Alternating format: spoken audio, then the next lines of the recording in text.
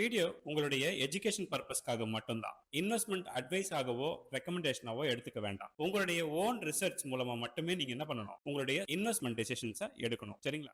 மக்கள் அனைவருக்கும் வணக்கம்.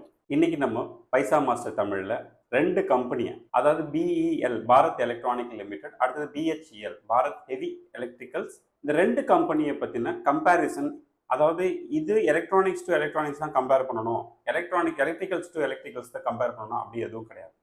ரெண்டு இடத்துலையுமே நம்ம என்ன பண்ண போறோம், நம்மளுடைய பணத்தை, நம்மளுடைய இன்வெஸ்ட்மெண்ட்டை இன்செர்ட் பண்ண போறோம். ஸோ இதில் எது பெட்டர், இதுவா அதுவா அப்படிங்கிற அந்த கன்ஃபியூஷனை கிளியர் பண்ணுற விதத்தில் உங்களுக்கு ஒரு சில விஷயத்தை நான் எக்ஸ்ப்ளோர் பண்ணுறேன். ஸோ தட் உங்களுக்கு இன்னும் கிளாரிட்டி கிடைக்கும் இல்லையா? ஸோ முதல்ல நம்ம BEL அப்படின்னாலே உங்களுக்கே புரியும், இது ஒரு electronic and defence related electronic manufacturing company அப்படின்னு. BHEL அப்படின்னா உங்களுக்கு பெரிய பெரிய இந்த டவர்லாம் வருது இல்லையா, அதாவது எலக்ட்ரிக்கல் டவர்ஸ்லாம் இன்ஃப்ராஸ்ட்ரக்சர் டெவலப் பண்ணுறது, ஒரு ஸ்டேட்லேருந்து இன்னொரு ஸ்டேட்டுக்கு கரண்ட்டை கடத்தக்கூடிய அந்த வீலிங் ப்ராசஸ் டெவலப் பண்ணி கொடுக்கறது, இவங்களுக்கு இன்னமும் நிறைய ஆர்டர்ஸ் இருக்குது, அது வேறு விஷயம். ஆனால் பல நிறுவனங்கள் இவங்களை டிபெண்ட் பண்ணி தான் இருப்பாங்கங்கிறது உங்களுக்கு புரியுது. பாரத் எலக்ட்ரானிக்ஸ் அப்படிங்கிறது கம்ப்ளீட்லி எலக்ட்ரானிக்ஸ், அதுவும் டிஃபென்ஸ் ரிலேட்டட் எலக்ட்ரானிக்ஸை இப்போ அதிகமாக மேனுஃபேக்சரிங் பண்ணிட்டு இருக்காங்க. ஓகே, இது வரைக்கும் கிளியரா?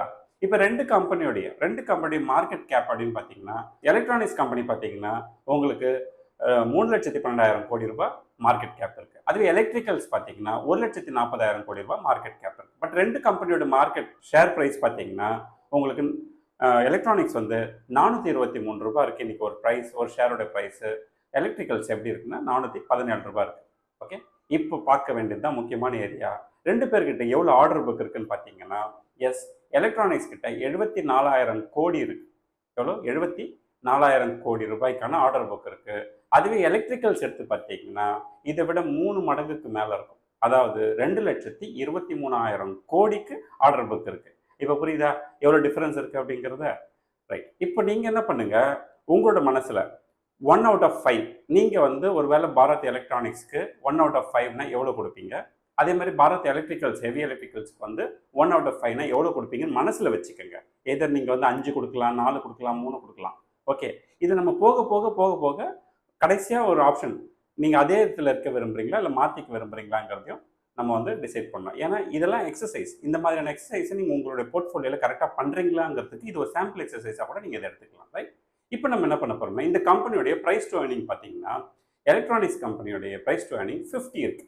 அதுவே எலக்ட்ரிக்கல்ஸோட பிரைஸ் டு ஏர்னிங் பார்த்தீங்கன்னா 89லேருந்து 90 இருக்கு. 89, 90லாம் வருதுன்னா அப்போ அதில் நிறைய டிமாண்ட் இருக்கும், நிறைய ஆர்டர் புக் இருக்கிறதுனால அதுக்குண்டான டிமாண்ட் ரைஸ் பண்ணி அதிகமான பியில் கூட ட்ரேட் ஆகுங்கிறது நீங்கள் பார்த்துருக்கீங்க. ரைட். இப்போ நம்மளுடைய இந்த கம்பெனிங்களுடைய ROI எடுத்துக்கிட்டிங்கன்னா, எலக்ட்ரானிக்ஸ்க்கு 25% ROI இருக்குது ஆவரேஜாகவே பார்த்தாலும். அதே மாதிரி உங்களுக்கு எலக்ட்ரிக்கல்ஸ் எடுத்து பார்த்தீங்கன்னா 6.6%. இதுதான் இந்த ரெண்டு கம்பெனிக்கு உண்டான முக்கியமான ஏரியாவான்னு கேட்டிங்கன்னா, எஸ், இதுதான் ரொம்ப முக்கியம். ஏன்னா நம்ம எவ்வளோ ரூபாய் பிஸ்னஸ் பண்ணுறோங்கிறது முக்கியம், அதில் எவ்வளோ நமக்கு ஏர்னிங் பர் ஷேராக கன்வெர்ட் ஆக போகுது அப்படிங்கிறத தான் நம்ம அங்கே பார்க்குறோம். ரெண்டாவது டெப்ட் பார்த்தீங்கன்னா எலக்ட்ரானிக்ஸ்க்கும் எலக்ட்ரிக்கல்ஸ்க்கும் ஒன்று பெரிய அளவுக்கு இல்லை, பட் இதில் 0 இருக்குது. எலக்ட்ரானிக்ஸில் உங்களுக்கு எலக்ட்ரிக்கல்ஸ் 0.2 இருக்கும். அடுத்தது புக் வேல்யூ பார்த்தீங்கன்னா 32 ரூபாய் தான் இருக்குது எலக்ட்ரானிக்ஸில். இப்போ புரியுதா? ப்ரைஸ் டு புக் பார்த்தீங்கன்னா உங்களுக்கு எவ்வளோ வருது? 12.7 மடங்கு வருது ப்ரைஸ் டு புக்கு. அதுவே நீங்கள் எலக்ட்ரிக்கல்ஸ் எடுத்து பார்த்தீங்கன்னா 75 ரூபா புக் வேல்யூ இருக்குது, ப்ரைஸ் டு புக் பார்த்தீங்கன்னா 5.4 தான் இருக்குது. ஸோ அந்த செக்யூரிட்டி, அந்த ரீசன் அங்கே இருக்குது. இப்போ நம்ம என்ன பண்ணுவோம், அதோடைய ஃபினான்ஷியல்ஸை டீட்டெயிலாக பார்ப்போம். இப்போ பாரத் எலக்ட்ரிக்கல்ஸோடைய ஏர்னிங் பர் ஷேர் பார்த்தீங்கன்னா 1 ரூபாய் 51 பைசாலேருந்து இன்னைக்கு 8 ரூபாய் 29 பைசாவாக வந்திருக்கு. சேல்ஸ் க்ரோத்லாம் பார்த்தீங்கன்னா 15-14%க்கு அரௌண்ட் இருக்குது சேல்ஸ் க்ரோத் மட்டும். அதுக்கடுத்தது நீங்கள் என்ன பார்க்குறீங்கன்னா, ப்ராஃபிட் க்ரோத் பார்த்தீங்கன்னா உங்களுக்கு CAGR வருஷம் வளர்கிற ப்ராஃபிட்டோட லெவல் பார்த்தீங்கன்னா more than 20 மெயின்டைன் பண்ணுறாங்க. அரௌண்ட் 20 ஆர் more than 20 அந்த ரேஞ்ச் மெயின்டைன் பண்ணுறாங்க. அதோட நீங்கள் இதோட ROI பார்த்தீங்கன்னா கன்சிஸ்டண்ட்டாக போன 10 வருஷம் எடுத்தாலும் சரி, போன 5 வருஷம் எடுத்தாலும் சரி, 3 வருஷம் எடுத்தாலும் கன்சிஸ்டன்ட் ROI பார்த்தீங்கன்னா more than 20-25 இந்த ரேஞ்ச் மெயின்டைன் பண்ணுறாங்க. பாரத் எலக்ட்ரிக்கல்ஸ் எடுத்து பார்ப்போம். அதில் பார்த்தீங்கன்னா உங்களுக்கு சேல்ஸு கிட்டத்தட்ட உங்களுக்கு 14 அந்த ரேஞ்ச் மெயின்டைன் பண்ணுறாங்க. 14, 12, 15 இந்த மாதிரி மெயின்டைன் பண்ணுறாங்க. CAGRல க்ரோத் இயர் ஆன் இயர் போன 10 வருஷத்தில். அப்புறம் உங்களுக்கு ப்ராஃபிட்னு எடுத்து பார்த்தீங்கன்னா அகெயின் ஒரு 16, 20 இந்த ரேஞ்சில் உங்களுக்கு க்ரோ ஆகுது. நல்லா பாருங்கள், அது 8%ல இருந்தாலும் 6%ல இருக்குதோ அதுலேருந்து அது ஒரு 20% இயர் ஆன் இயர் க்ரோ ஆகுதுங்கிறது தான் அதை சொல்ல வராங்க. அப்படி பார்க்கும்போது க்ரோத் இருக்கான்னு கேட்டால் எஸ் இருக்குது. அப்புறம் உங்களுக்கு ஷேர் ப்ரைஸும் என்ன பர்சன்டேஜில் க்ரோ ஆகிருக்குங்கிறதெல்லாம் பார்த்துக்குங்க. இப்போ அவங்களோட ROI லாஸ்ட் கேஸில் பார்த்தீங்கன்னா உங்களுக்கு ROI ஒரு நெகட்டிவ் சைனை காட்டும். ஓகேங்களா? ஸோ அவங்களோட டோட்டல் ப்ராஃபிட்டில் நெட் ப்ராஃபிட் மார்ஜின் ரொம்ப கம்மியாக இருக்குங்கிறது இது வந்து ரிவீல் பண்ணுது. அப்போ நம்ம என்ன கவனிக்கிறோம்னா, இப்போ போன 10 வருஷத்துக்கான ப்ரைஸ் சார்ட் உங்களுக்கு ஸ்க்ரீனில் வைக்கிறேன். பாரத் எலக்ட்ரானிக்ஸ் வந்து ₹35 இருந்து ஆரம்பிச்சு இன்னைக்கு 10 வருஷத்தில் ₹423 அப்படின்னு வந்திருக்குன்னா கிட்டத்தட்ட இது எத்தனை மடங்கு வளர்ச்சின்னு பாருங்க, 12 மடங்கு வளர்ச்சி. ஓகேங்களா? எத்தனை மடங்கு? 12 மடங்கு வளர்ச்சி. ஸோ இதை நீங்கள் பார்த்துக்கிட்டோம். அதே மாதிரி உங்களுக்கு பாரத் ஹெவி எலக்ட்ரானிக்ஸ் எடுத்தீங்கன்னா அது ₹81 இருந்து இன்னைக்கு ₹417 வந்திருக்கு. அப்பனா எத்தனை மடங்கு வளர்ச்சி? புரியுதா? கிட்டத்தட்ட 5 மடங்கு தான், 5 மடங்கு, கிட்டத்தட்ட 5 மடங்கு தான் வளர்ச்சி இருக்கு. அப்ப இதுதான் காரணம். நம்ம அந்த ROI பார்த்தல growth இருக்கு, இயர் ஆன் இயர் இன்க்ரீஸ் ஆகுது. ஆனா ஓவரால் அந்த ROI வந்து ரொம்ப கம்மியா இருக்கிறதுனால உங்களுக்கு ஷேர் பிரைஸும் சரி, அதோடைய புக் சைஸும் சரி பெரிய அளவுக்கு வேகமா வளர்றதுக்கான வாய்ப்புகள் இல்லை. ஓவரால் நம்ம கவனிக்கும் போது பாரத் எலக்ட்ரானிக்ஸ் அப்படிங்கிறது உங்களுக்கு புரிஞ்சிருக்கும். ஓரளவு கிட்டத்தட்ட பார்த்தீங்கன்னா மோனோபொலி தான். எதுக்கு? டிஃபென்ஸுக்கு எலக்ட்ரானிக்ஸ் குட்ஸ் தயாரித்து அனுப்புறதுக்கு கிட்டத்தட்ட மோனோபொலி தான். இன்றைக்கும் இவங்களுடைய இயர் ஆன் இயர் க்ரோத் வந்து கன்சிஸ்டண்ட்டாக இருக்கிறத நம்ம பார்க்குறோம். அது இல்லாமல் பாரத் எலக்ட்ரிக்கல்ஸ் பார்த்தீங்கன்னா, ஹெவி எலக்ட்ரிக்கல்ஸ் பார்த்தீங்கன்னா கண்டினியூஸாக பல நிறுவனங்களோட NTPC மாதிரி, பவர் கிரிட் மாதிரி பல நிறுவனங்களோட என்ன பண்ணுறாங்கன்னா இன்ஃப்ராஸ்ட்ரக்சரை அவங்க தான் டெவலப் பண்ணி கொடுக்குறாங்க. நாட் ஒன்லி தட், டாடா பவருக்கு கூட நீங்கள் கவனிச்சு போய் பார்த்தீங்கன்னா இன்ஃப்ராஸ்ட்ரக்சர் டெவலப்மெண்ட்டுக்கு யார்கிட்ட ஆர்டர் இருக்குன்னு பார்த்தீங்கன்னா இந்த பாரத் ஹெவி எலக்ட்ரிக்கல்ஸ் கிட்ட தான் ஆர்டர்ஸ் இருக்கும். ஓகேங்களா? ஸோ அதனால ஸ்ட்ராங் தான். Fundamentally both companies are very strong. But உங்களுடைய போர்ட்ஃபோலியோவில் எதோடைய முக்கியத்துவம் அதிகமாக இருக்கணும் அப்படிங்கிற இடத்துல நான் உங்களுக்கு இன்னைக்கு ஒரு டீட்டெயில்ஸ் கொடுத்துருக்கேன். ஸ்டில் இப்போ இன்னும் முடியல. இப்போ ஒரு ரேட்டிங் வேணும் இல்லையா? நீங்களும் நானும் ஒரு ரேட்டிங் கொடுக்கணும். இப்போ நீங்கள் என்ன நினைக்கிறீங்க? பாரத் ஹெவி எலக்ட்ரிக்கல்ஸ்க்கு என்ன ரேட்டிங் கொடுக்க விரும்புறீங்க? அதே மாதிரி பாரத் எலக்ட்ரானிக்ஸ்க்கு என்ன ரேட்டிங் கொடுக்க போறீங்க? முதலே கேட்டேன்.